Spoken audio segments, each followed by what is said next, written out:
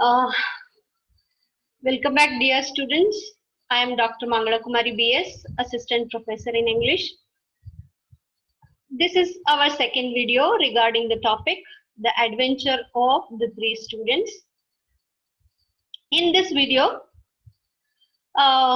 we are going to talk about the content points like testing your previous knowledge, plot analysis of the story, exposition, rising action, climax, falling action, resolution, and recapitulation. Okay, so once again, let me announce the topic. We are going to talk about the topic, the adventure of the three students. This is a short story prescribed for second semester BSc, Bengaluru North University. Okay, so at the outset, let me test your previous knowledge. What is the case given by Mr. Hilton Soames to Mr. Sherlock Holmes? Okay, which case is given to Mr. Sherlock Holmes, the famous English detective, by Mr. Hilton Soames, the tutor of St. Luke's College? So the case of cheating in the examination, tampering with the examination paper. Okay, Greek paper was there. It was going to be conducted the next day, and the paper was tampered with some intruder. So who was that intruder? It had to be discovered. That is why Mr. Hilton Soames, the tutor who was responsible for the paper examination, conduction of the examination, went to meet the famous detective Sherlock Holmes. Which subject paper was tampered with by an intruder? Of course, I have just told you, the Greek paper. Okay. And what are the clues collected by Mr. Holmes? The clues which are collected by the famous detective Mr. Sherlock Holmes are the pencil tips, shreds of the same pencil, and pyramid shaped doughy clay stuff which was lying on the floor, and one more clay stuff, the same shape, was lying on the bedroom also, bedroom floor, and one pyramid shape was lying on the table in the room, and the other one was lying on the bedroom floor. These are the clues collected by Mr. Sherlock Holmes. Name the three students who are going to face the Greek examination. Who are the three students? The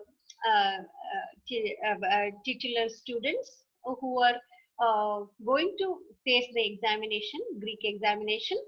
Of course, first one, Gilchrist.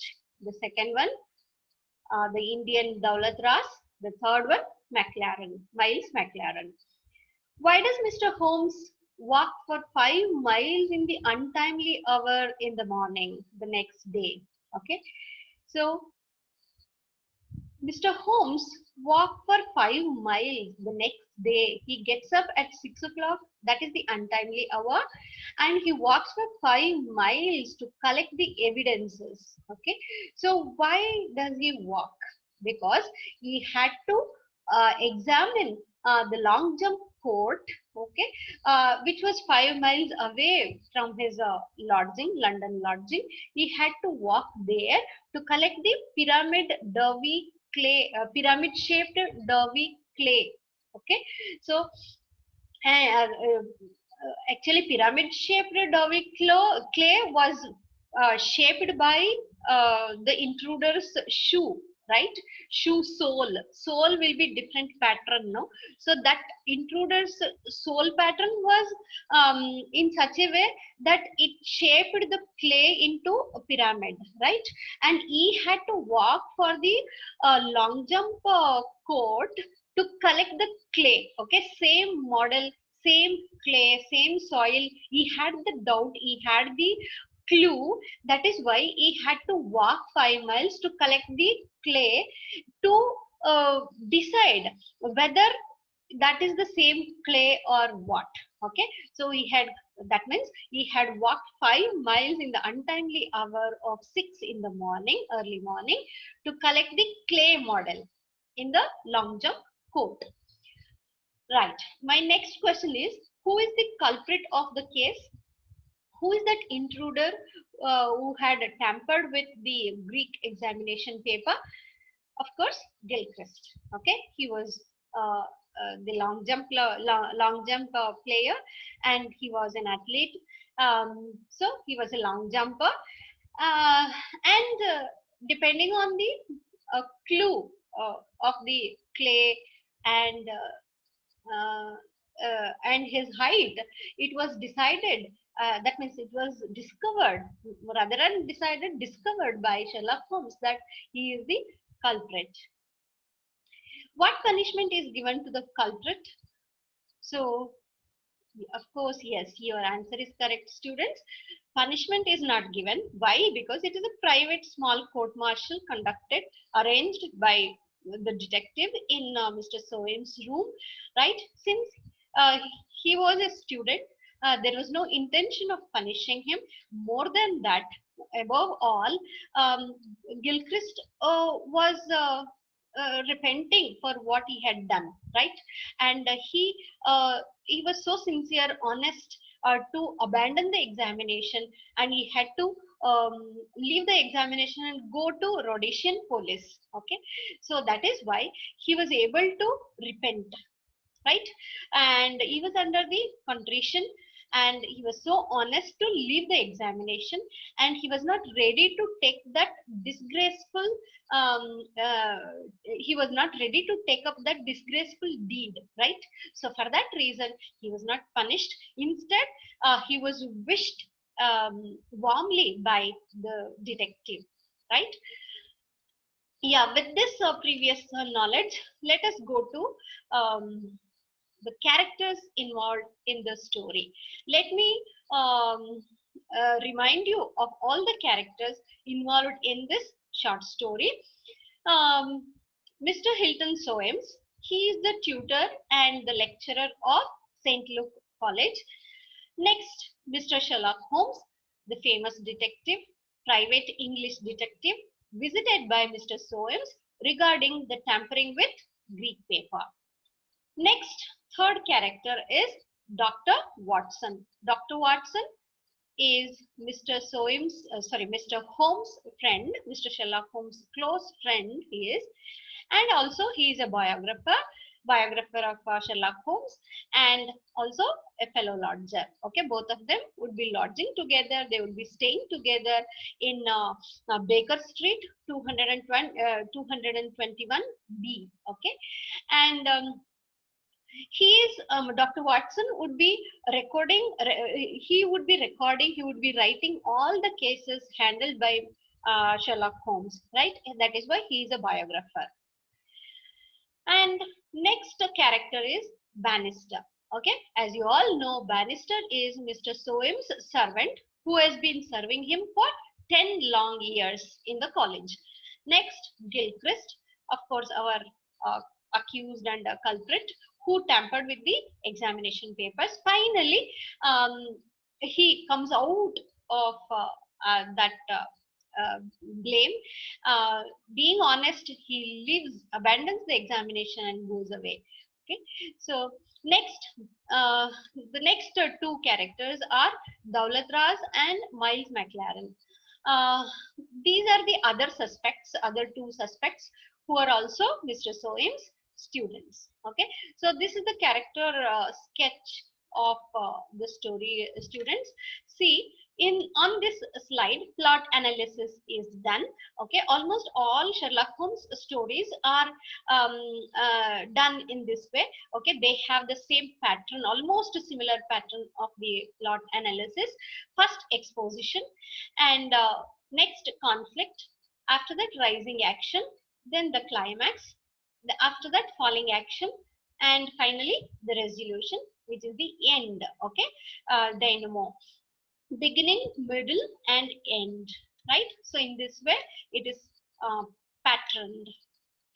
Next, let us go to exposition. That means the first in the plot analysis, first uh, uh, first point is exposition. Okay, first element is exposition. In exposition, what happens here in the short story? Mr. Soames, the client, um, Mr.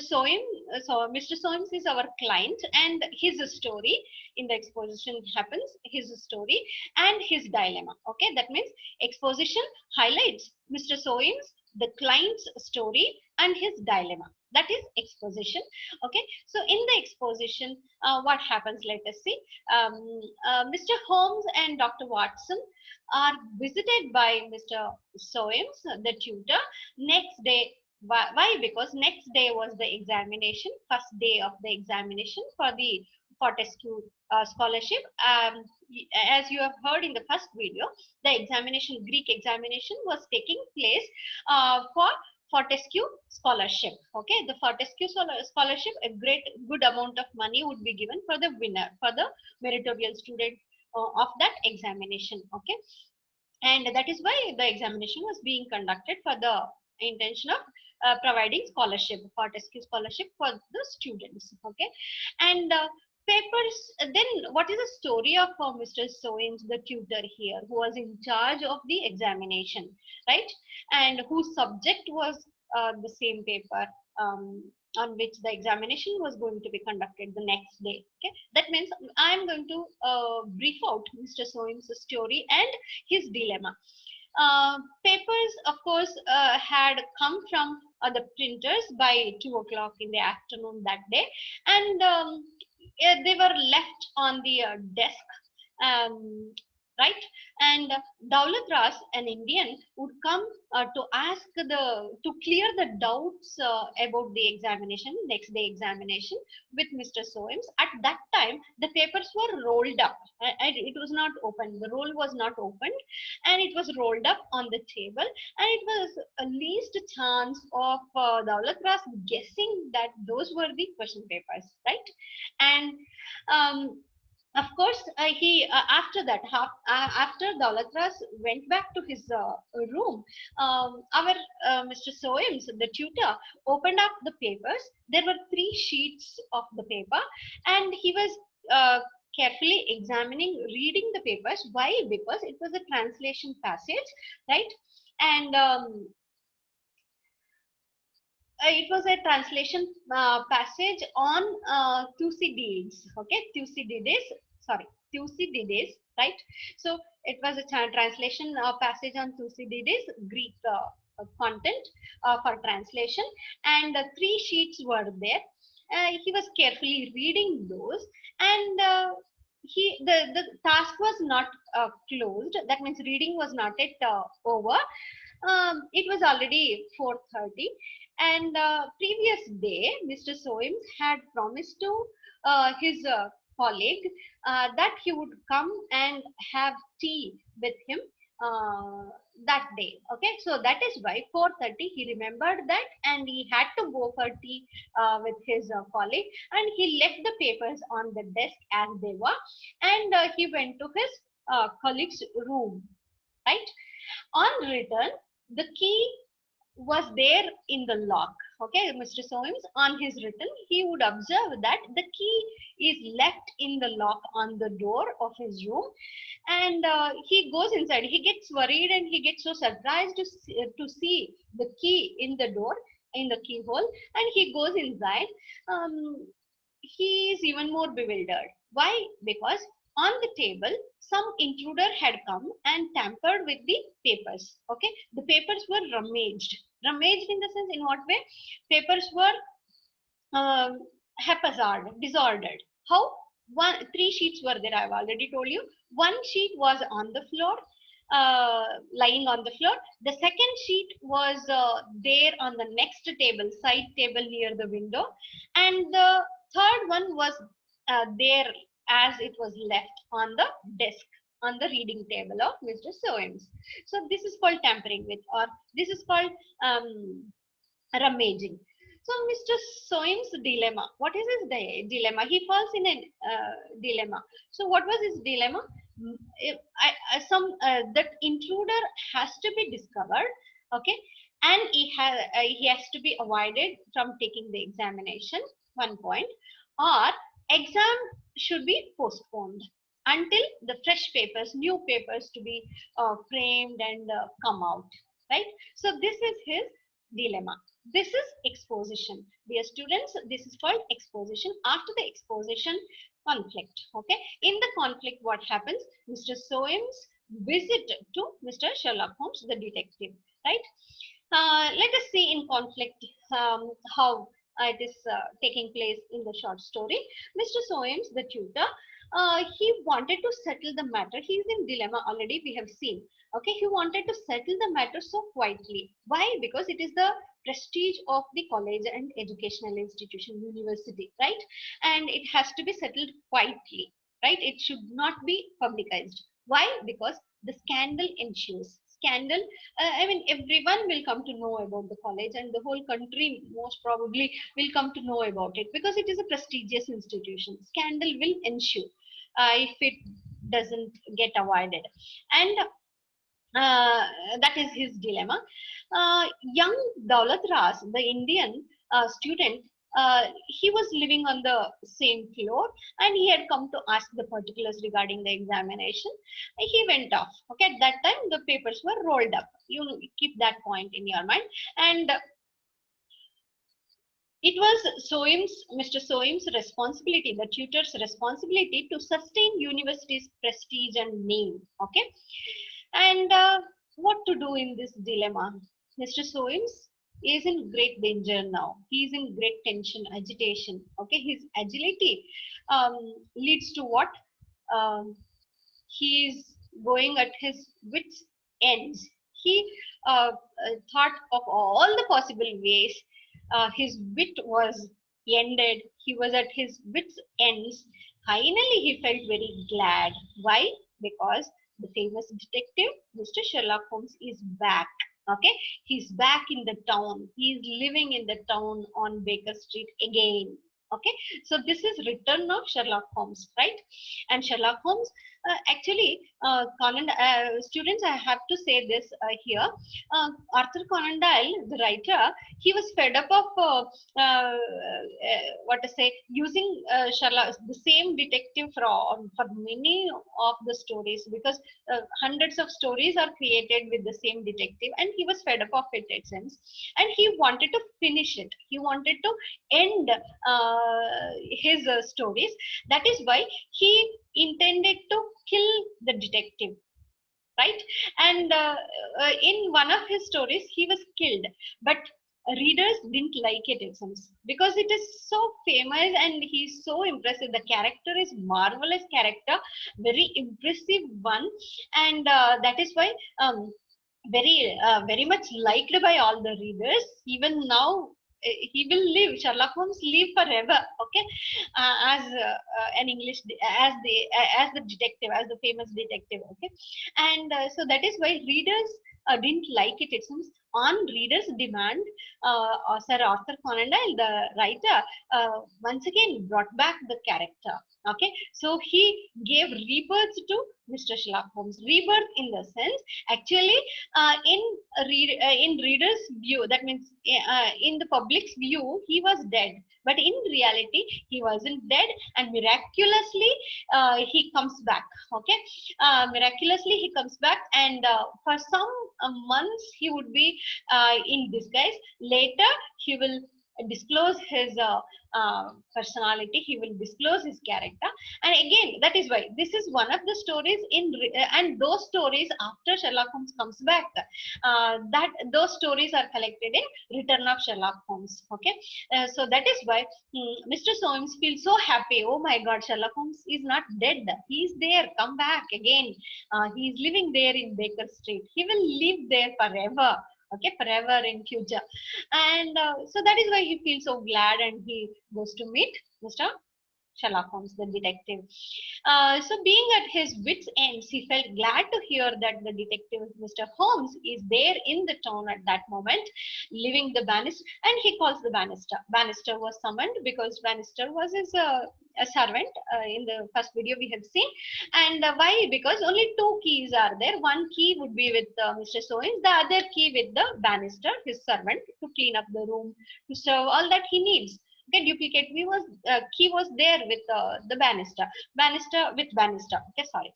Bannister was called, summoned, and After hearing the news, he felt nearly unconscious and he collapsed. He collapsed into a chair nearby. So Mr. Soames left Bannister, collapsed into the chair in his room, and he straight away came to visit the detective. Okay, this is conflict.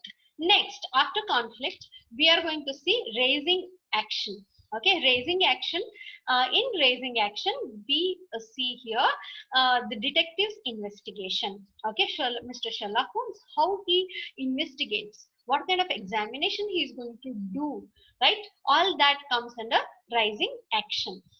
Mr. Holmes and Dr. Watson would come to the university. They had to visit the building, and along with Mr. Soames, the tutor, Mr. Sherlock Holmes and Dr. Watson would come to the university, would come to the building.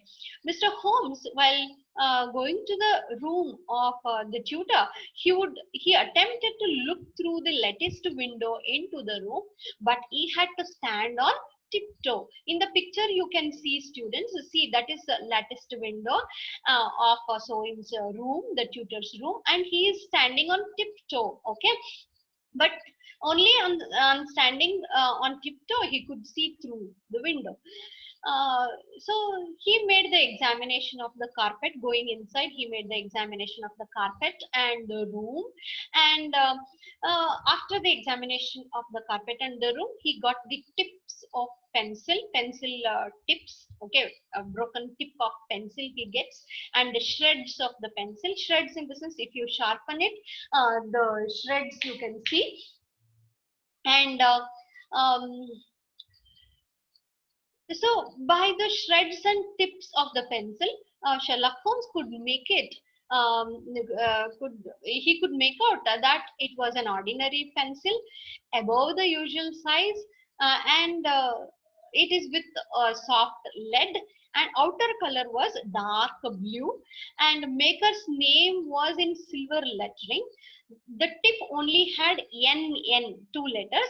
After NN there was a space. That means the word ended there. Okay, this investigation he does in the room.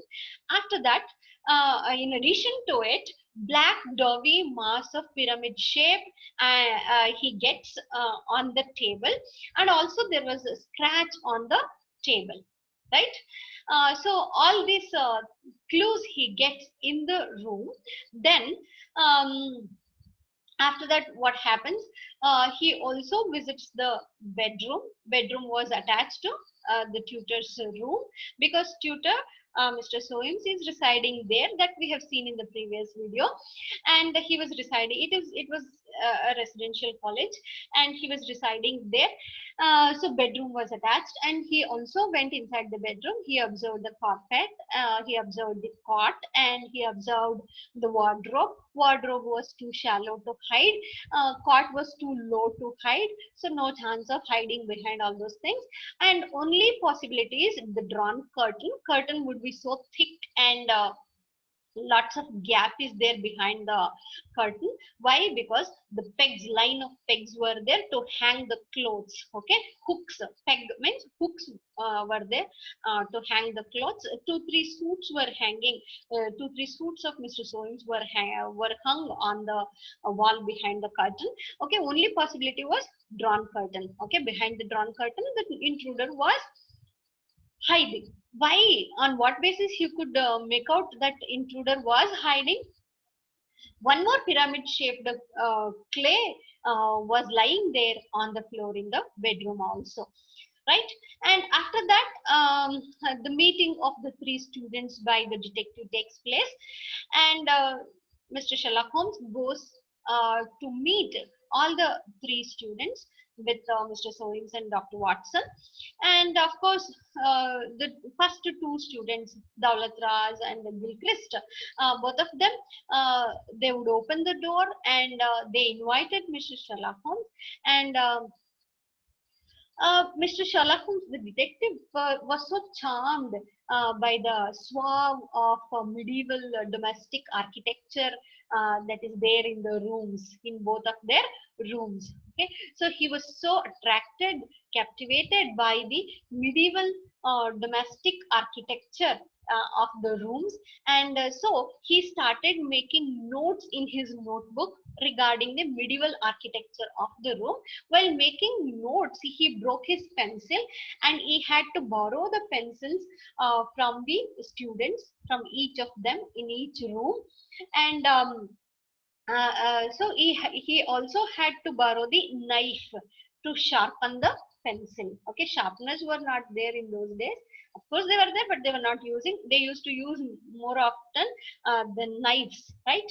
And after that, the third one, Daulat Ras also gave the pencil to note down, and and Gilchrist also gave the pencil to note down. But the uh, last visit was abortive. Why? Because he didn't even open the door. Miles McLaren is the last one, last student. He is staying in the last floor. That means ground floor, Daulat Ras, first floor, Gilchrist, second floor, Miles McLaren. So he didn't even open the door. Why? Because he was so busy studying for the next day examination. And here, a torrent of abusive words were coming out from the back door. Okay, sorry, from the closet door, from inside. So that is why it was aborting. He couldn't meet, the detective couldn't meet Miles McLaren. Why? Because he was busy studying. No, he was not in a mood to open to anyone, not even to the tutor. And after that, what happens? He comes, both of them, Dr. Watson and the detective Sherlock Holmes, come out of the university building, and Mr. Sherlock Holmes visited the four stationers in the town. Only four stationers were there in the town. He visited all the four stationers. Okay, and the result was uh, the pencil, the same pencil uh, was seldom in stock, but Sherlock Holmes didn't get depressed. Okay, he didn't get disappointed. He just gave a smile, enigmatic smile on his face, and continues. Okay, so next element is climax. In climax, we are going to find out Gilchrist's confession. Okay, of course, the detective couldn't get the same pencil, same size of pencil from the stationers. He didn't get disappointed. No allusion was made on that day. Okay, he didn't come to any decision on that day. Rather, he was lost in thought. Okay, he was completely engrossed in thoughts, and he had late dinner, very late dinner at night. Okay, so in that way, the day was ended. Next day, at 8 o'clock in the morning, Mr. Sherlock Holmes straight away comes to Dr. Watson's bedroom, and he meets him.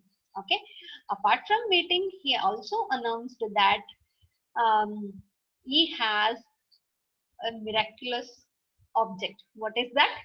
He showed his palm. On his palm, what was there? Pyramid shaped doughy mass of clay was there. Okay, so which one is this? Dr. Watson was so shocked.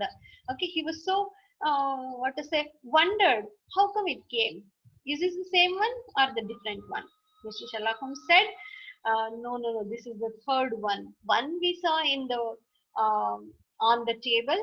The other one we saw on the bedroom of Mr. Soames. This is the third one.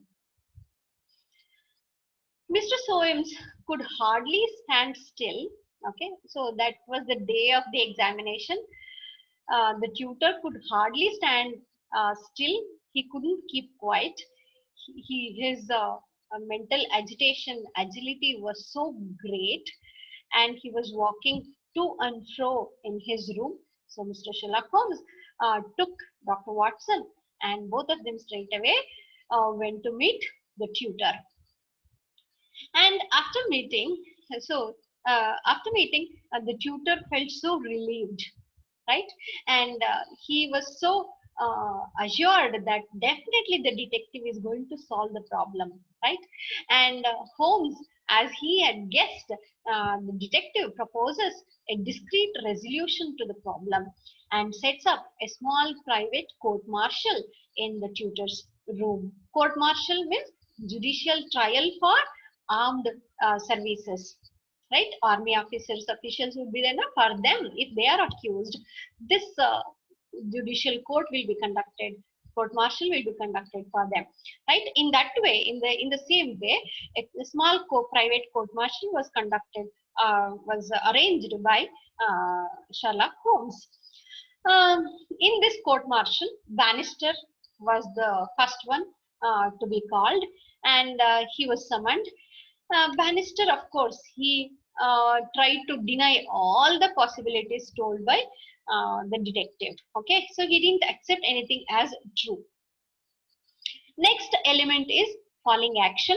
In the falling action, Gilchrist's letter we see. Okay, Gilchrist's letter we see, and yeah, Bannister continually was denying the truth. That is why Mr. Sherlock Holmes only had to recount what had happened, what would have happened possibly. Okay, so he had guessed everything, but before he did that, Gilchrist was also summoned, one of the three students, the accused. Okay, so Gilchrist was summoned and accused by the detective of being guilty, right? So Gilchrist directly he came straight away. So in the picture you can see the person who is giving the letter is Gilchrist, and he was summoned, and Sherlock Holmes straight away accuses him of the guilty. And Gilchrist thought that very moment, Gilchrist thought, oh, Bannister would have told everything. So he straight away told to Bannister, oh, you abandoned me. Okay, so you told everything, but Bannister didn't say anything. But Gilchrist was under that impression, and at that time the detective said, no, no, no, Bannister didn't say anything. You said everything now. Okay, so tell me everything what happened. And that moment, so he the detective called upon him, means Gilchrist, to make a full confession. This is falling action. Okay, but Gilchrist couldn't make it. Why? Because he was so overwhelmed with emotion. He covered his face, and he started uh, crying, burying his face within his palms, right? Both of his palms. So in this picture, you can see that the one who is collapsed, who is shattered, is Gilchrist, right? And now, so the detective only is going to recount what would have happened. Hence, the detective recounted his findings. According to his findings, only a tall man, taller than Mr. Holmes, could see through the window. Mr. Holmes' height is 6 feet. He has announced already in the story, right? And more than 6 feet tall person only could see through the window. Then the tallest one is Gilchrist, right? So that is the evidence on which Gilchrist was caught. Right, only a tall man could have looked through the window. The key in the lock, of course, tempted Gilchrist to go inside. He saw through the window, he saw that papers are opened up, lying there on the desk. So a key was there in the lock, and that tempted him. Why can't I go? Why couldn't I see the paper? It is a chance, right? So that tempted him, and he went inside. He started copying the paper, going to the side table near the window. Why? Because if the tutor comes, he had the what to say, assumption that tutor should come through the courtyard, right? So if he came, he could see directly through the window that he was coming, and he could escape somehow, right? But man proposes, God disposes. The tutor didn't come through the courtyard, he came through the side door.